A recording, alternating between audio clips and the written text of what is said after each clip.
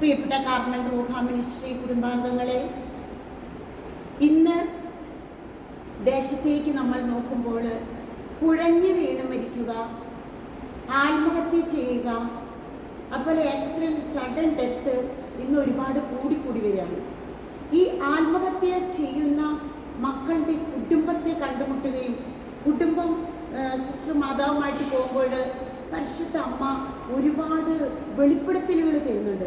ആ കുടുംബത്തെ എങ്ങനെ രക്ഷിച്ചെടുക്കാം, ആ കുടുംബത്തിൽ നിന്ന് ആത്മഹത്യ ചെയ്ത ആ മകനെ ശുദ്ധീകരണ സ്ഥലത്ത് നമ്മൾ എങ്ങനെ രക്ഷിച്ചെടുക്കും, എന്തൊക്കെയാണ് നമ്മൾ ചെയ്യേണ്ടത്, അങ്ങനെ ഒരുപാട് കാര്യങ്ങൾ ആ കുടുംബവുമായി ബന്ധപ്പെട്ട് ആ ആത്മാക്കളെ രക്ഷിക്കാൻ, ആത്മാവിനെ രക്ഷിക്കാൻ, കുടുംബാംഗങ്ങൾ നിരാശയിലേക്ക് പോകാതെ അവരെ എങ്ങനെ പ്രത്യാശയിലേക്ക് നയിക്കാം, അങ്ങനെ ഒരുപാട് ഇപ്പോൾ കൂടിക്കൂടി വരുന്നുണ്ട്.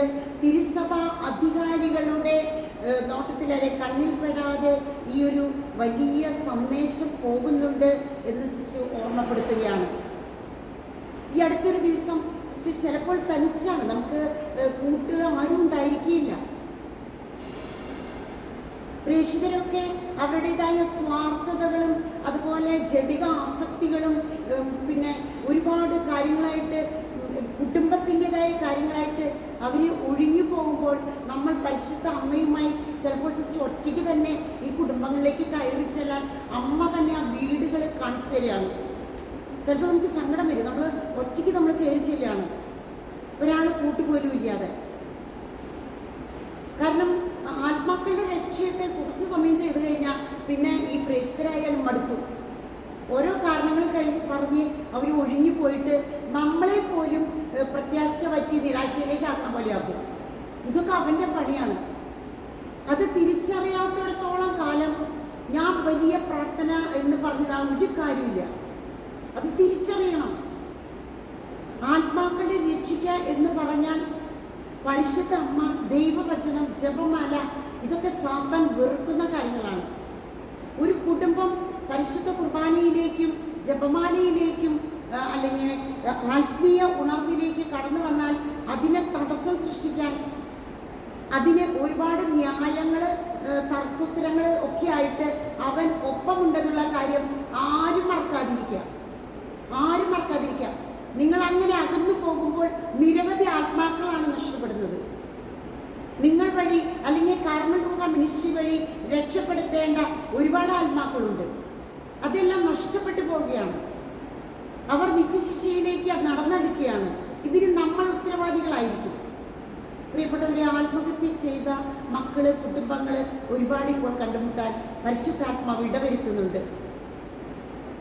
അതുകൊണ്ട് നമ്മൾ ഭാഗിക ദണ്ഡവിമോചനവും പൂർണ്ണ ദണ്ഡവിമോചനവും വഴി ഇങ്ങനെ പോകുന്ന ആത്മാക്കളെ രക്ഷിക്കാൻ നമുക്ക് ജീവിച്ചിരിക്കുന്നവരായ നമ്മൾ കടപ്പെട്ടിരിക്കുന്നു.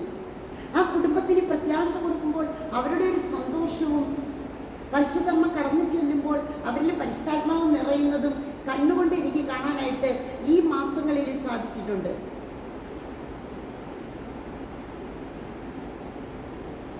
ഈശോയോട് നമുക്ക് സകല വിസ്തരുടെയും മധ്യസ്ഥം അപേക്ഷിച്ച് യാചിക്കാം. സകല വിസ്തരുടെ ലുത്തിനിയ, നമ്മുടെ പരിശുദ്ധ അമ്മയുടെ ലുത്തിനിയ, മറിയത്തിൻ്റെ സ്തോത്രഗീതം ലൂക്ക 1:46 മുതൽ 53 വരെ, യേശു നാമത്തിൻ്റെ ലുത്തിനിയ, തിരുഹൃദയത്തിൻ്റെ ലുത്തിനിയ. പ്രിയപ്പെട്ടവരെ, ഇതെല്ലാം കരുണക്കൊന്ത, മരിച്ച വിശ്വാസികളുടെ ആത്മാക്കൾ 5 പ്രാവശ്യം ചൊല്ലുന്നത്, ഇതെല്ലാം ഭാഗിക ദണ്ഡവിമോചനമാണ്. അത് തന്നെ വീഡിയോസ് ഇട്ടിട്ടുണ്ട്.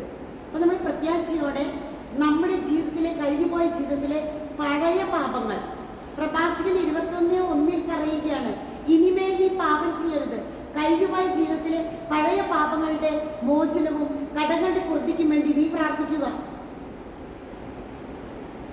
അതുകൊണ്ട് ഈ സമയം മരിച്ചുപോയ ആത്മാക്കൾ, അനാഥ ആത്മാക്കൾ, ആത്മഹത്യ ചെയ്തവര്, നമ്മുടെ കുടുംബത്തിൽ നിന്ന് മരിച്ചുപോയ പൂർവികരെ, ഇവർക്കൊക്കെ വേണ്ടി നമ്മൾ ഇപ്പോൾ സകല വിസ്തൃതിയിൽ ലുത്തിനിയെ ചൊല്ലിക്കൊണ്ട് ഭാഗിക ദണ്ഡവിമോചനം പ്രാപിക്കാൻ പോവുകയാണ്. നമുക്കിപ്പോൾ അതിനായിട്ട് ഒരുങ്ങാം. ഇവിടെ കർത്താവെ ഞങ്ങളെ അനുഗ്രഹിക്കണമേ എന്ന് പ്രാർത്ഥിക്കുമ്പോൾ സകല വിശുദ്ധരോട് നമ്മൾ പറയാണ്, സ്വർഗത്തിലിരിക്കുന്നവരെ, ഞങ്ങൾ സ്വർഗത്തിലെത്തുന്നത് വരെ ഞങ്ങൾക്ക് വേണ്ടി മാധ്യസ്ഥം പ്രാർത്ഥിക്കണം. പല ശക്തമായ പ്രാർത്ഥനാ കൂട്ടായ്മകൾ ഇപ്പം മുന്നോട്ട് വരുന്നുണ്ട്. ഇന്നലെ സിസ്റ്റർ ശുശ്രൂഷയ്ക്ക് മരിച്ചുപോയ ഒരു സ്ഥലത്ത് ശക്തമായൊരു പ്രാർത്ഥന കൂട്ടായ്മ. ആ പ്രേക്ഷിതൻ ഷെയർ ചെയ്യാണ്, ഒരുപാട് സന്തോഷം തോന്നി. അവർ പുതിയ ജപമാലകൾ വാങ്ങിയിട്ട് ഓരോ പ്രേക്ഷിതരുടെ വീട്ടിൽ, അവർക്ക് സിസ്റ്ററുടെ പോലെ 33 കർത്താൻ്റെ തിരുവയസ്സിൻ്റെ യോഗ്യതയാൽ 33 പ്രേക്ഷിതരല്ല, അനേകം ശുശ്രൂഷകരുണ്ട്. അപ്പോൾ ഈ ജപമാല പുതിയത് ഇവരുടെ കുടുംബം, ഈ പ്രേക്ഷിതർ കുടുംബത്തിലേക്ക് കൊടുത്തുവിടും, വെഞ്ചരിച്ച് കൊടുത്തുവിടും. അവർ അടുത്ത മാസത്തെ ധ്യാനം വരുമ്പോഴേക്കും 33 ജപമാല ആ ജപമാല കൊണ്ട് ചെല്ലും. അവരുടെ വീട്ടിൽ ഓരോരുത്തരും, മക്കള്, ഭർത്താവ്, ഭാര്യ, അപ്പാപ്പൻ, അമ്മാമ്മ, ഇവരൊക്കെ ആ ജപമാല അവർ കർത്താൻ്റെ രൂപ കൂടിൻ്റെ അവിടെ വെച്ചിട്ടുണ്ടാവും, ഒരു പാത്രത്തിൽ വെഞ്ചരിച്ചത്. അപ്പോൾ അതെടുത്തിട്ട് അവർ ഒരു ജപമാല ചൊല്ലി അവിടെ കണക്ക് എഴുതി വെക്കും. അങ്ങനെ 33 ജപമാല അടുത്ത ധ്യാനം വരുമ്പോഴേക്കും ആ ജപമാല 33 ജപമാല അതിൽ ചൊല്ലിയിരിക്കും. അപ്പോൾ അടുത്ത വീട്ടുകാർക്കൊക്കെ അവർ കൊടുക്കുന്നുണ്ട് ജപമാല. അപ്പോൾ അവരൊക്കെ 2-3 വാങ്ങാൻ വരിക എന്നാണ് പറയുന്നത് ചൊല്ലി കഴിഞ്ഞിട്ട്. അതാണ് അവർ ധ്യാനത്തിന് വരുന്നവർക്ക് അവർ വിതരണം ചെയ്യുന്നത്. അത് നമുക്ക് ഇന്നലെ വലിയൊരു വെളിച്ചമായിരുന്നു. നമ്മുടെ പ്രേക്ഷിതർ, ഞങ്ങളുടെ കൂടെയുള്ള പ്രേക്ഷിതർ ഇന്നലെ അത് കേട്ടിട്ട് ഞെട്ടിപ്പോയി. കാരണം അതൊക്കെ നമ്മൾ ചിന്തിക്കാത്തതിനും അപ്പുറമാണ് അവർ ചെയ്തുകൊണ്ടിരിക്കുന്നത്, ആത്മാക്കളെ രക്ഷിക്കാൻ വേണ്ടി.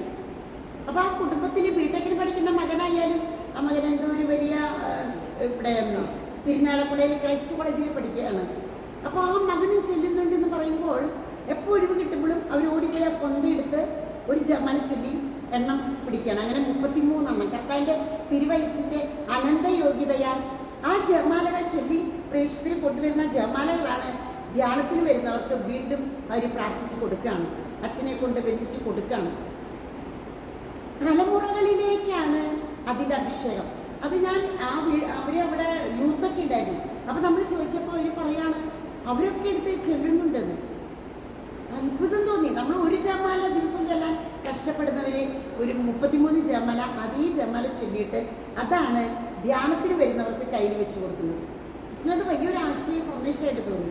അപ്പോൾ പല പ്രാർത്ഥനാ കൂട്ടായ്മകളിലും പല തരത്തിലാണ് ആത്മാക്കളെ രക്ഷിക്കാൻ ഓടി നടക്കുന്നത്. ആത്മീയ മന്ദതയുടെ പ്രധാന തെളിവാണ് കൂട്ടായ്മയിൽ നിന്ന് അകന്നു നിൽക്കുക. അപ്പോൾ ആ കൂട്ടായ്മയിൽ നടക്കുന്നതൊന്നും കിട്ടത്തില്ല. പ്രത്യേകം ഭാഗിക ദണ്ഡവിമോചനത്തിൽ പറയുന്നുണ്ട്, കൂട്ടായ്മയിൽ വചനപ്രഘോഷണം ചെയ്യുന്ന അവരെ സഹായിക്കാൻ വരുന്ന പ്രേക്ഷിതർക്ക് ഭാഗിക ദണ്ഡവിമോചനം ഉണ്ട്. അപ്പൊ അകന്നു നിൽക്കുമ്പോൾ ഇതൊക്കെ അകന്നു പോവാണ്. ഇത് സാത്താന്റെ തന്ത്രമാണ്, കുടിയുടെ തന്ത്രമാണെന്ന് മനസ്സിലാക്കാത്തിടത്തോളം കാലം അവർ ആത്മീയ മന്ദതയില്ല. എത്ര പ്രാർത്ഥിച്ചാണ് അത് നന്നായിട്ട് അറിയാം, ആത്മീയ മന്ദതയിൽ. അതുകൊണ്ട് സകല വിശുദ്ധരെ സ്വർഗത്തില് അവര് ബലം പിടിച്ചാണ് സ്വർഗം നേടിയത്. സ്വർഗരാജ്യ ബലവശമാണ്. അമ്മ ത്രേസ്യ പറയുകയാണ്, ദൈവികമായവയാൽ ഞാൻ ആനന്ദിച്ചു, പക്ഷേ ലൗകികമായവയാൽ ഞാൻ ചുറ്റപ്പെട്ടിരിക്കുന്നു. എപ്പോഴും പറയാണ്, ദൈവികമായവ എനിക്ക് വളരെയേറെ ആനന്ദം നൽകി, എന്നാൽ ലൗകികമായവയാൽ ഞാൻ ചുറ്റപ്പെട്ടിരിക്കാം. അപ്പൊ ലൗകികത എപ്പോഴും കടന്നു വരികയാണ്. മദ്യം കഴിക്കുന്നവന് ആ മദ്യം കുടിക്കുന്ന നേരത്ത് ഒരു സുഖമുണ്ട്, അത് കഴിഞ്ഞാൽ അത് കഴിഞ്ഞു.